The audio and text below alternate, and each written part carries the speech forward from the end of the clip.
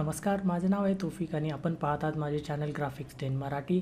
तर आज आपण पाहणार आहोत की ॲडोबी इलस्ट्रेटरमध्ये आपण क्लिपिंग मास्कचा कसा योग्य प्रकारे वापर करू शकतो की ज्याच्यामुळे आपली इफिशियन्सी किंवा प्रोडक्टिव्हिटी थोडीशी जास्त चांगली होईल. तर चला सुरू करूया. सगळ्यात पहिल्यांदा आपण काही इमेजेस इथे घेतले आहेत, जसे की काही इमेजेस आणि काही ऑब्जेक्ट्स, वेक्टर ऑब्जेक्ट्स घेतले आहेत. तर सुरुवातीला आपण ट्रेडिशनल जे क्लिपिंग मास्क आपण वापरतो नेहमीप्रमाणे तो वापरून बघूया आणि त्याच्यानंतर जी ट्रिक आहे ती आपण वापरूया. याच्यामध्ये मी एक रेक्टँगल घेतो.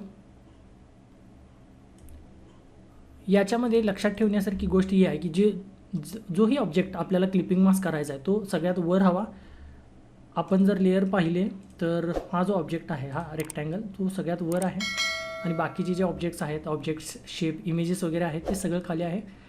असं केल्यानंतर आपण सगळे जर सिलेक्ट केले आणि ऑब्जेक्टमध्ये जाऊन आपण जे नॉर्मल मेथड आहे क्लिपिंग मास्कमध्ये जाऊन मेक म्हटले तर याच्यामध्ये काय झालं, हे क्लिपिंग मास्क झालेलं आहे. पण याच्यामध्ये प्रॉब्लेम काय होतो किंवा लिमिटेशन्स काय आहेत, जर आपण नवीन शेप काहीतरी बनवला तर तो शेप जो आहे तो त्या क्लिपिंग मास्कच्या बाहेर जातो. जसं की मी टेक्स्ट पण लिहून दाखवतो तुम्हाला. आता याच्यामध्ये टेक्स्टची साईज थोडीशी वाढवतो म्हणजे दिसेल तुम्हाला व्यवस्थित.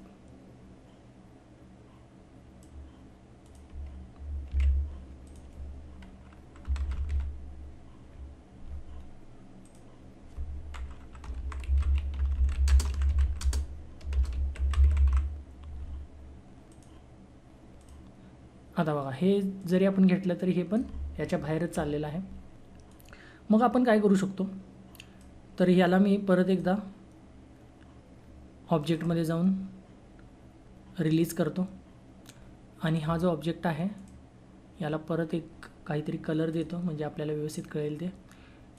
आता हा जो ऑब्जेक्ट आहे परत याला मी वर घेतो. सगळ्यात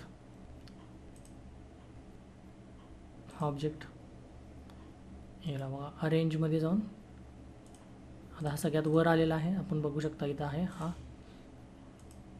सगळ्यात वर. आता आपण ती ट्रेडिशनल पद्धत न वापरता इथे एक पद्धत आहे जे लेअरमध्ये, हा मेन लेअर आहे आणि ह्या सब लेअर्स असतात जसं इलस्ट्रेटरमध्ये आपल्याला माहीत असेलच. तर जेव्हा आपण सगळ्यात पहिल्यांदा सगळ्यात वर हा पाहिजेच, जसं आपण मागच्या वेळी ठेवलं होतं तसंच हा रेक्टँगल, आणि लेअर 1 इथे क्लिक करा. जो मेन लेअरचं नाव आहे तो काही पण असू शकतं नाव, आणि या सेटिंगमध्ये जावा, जे 3 लाईन्स असतात त्या सेटिंगमध्ये जावा आणि इथे जो ऑप्शन आहे मेक क्लिपिंग मास्क हा ऑप्शन सिलेक्ट करा. तर आता याच्यामध्ये काय फरक आहे बघा, इथं मी लिहिलेलं आहे. आता जेही मी नवीन ऑब्जेक्ट इथे बनवेन ते बाहेर तयार होईल.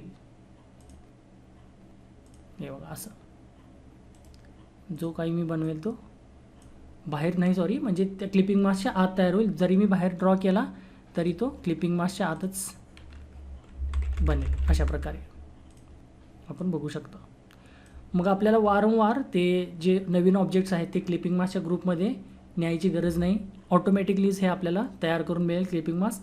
तर याच्यामुळे काय होईल, आपलं भरपूर वेळ वाचेल आणि त्याच्यानंतर आपलं हार्डवर्क म्हणजे जास्त करून जे काम आहे, व्यर्थ जे काम आपल्याला करावं लागतं ते पण काम आपल्याला करावं लागणार नाही. आणि सगळ्यात महत्त्वाचं म्हणजे जसं मी सांगितलं की वेळ आपला भरपूर वाचणार.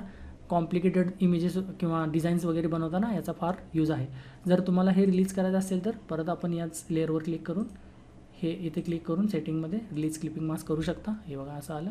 अंडू करतो मी.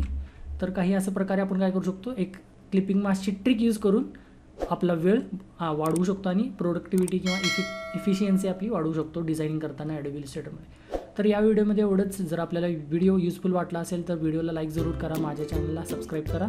भेटूया नेक्स्ट व्हिडिओमध्ये. तोपर्यंत नमस्कार.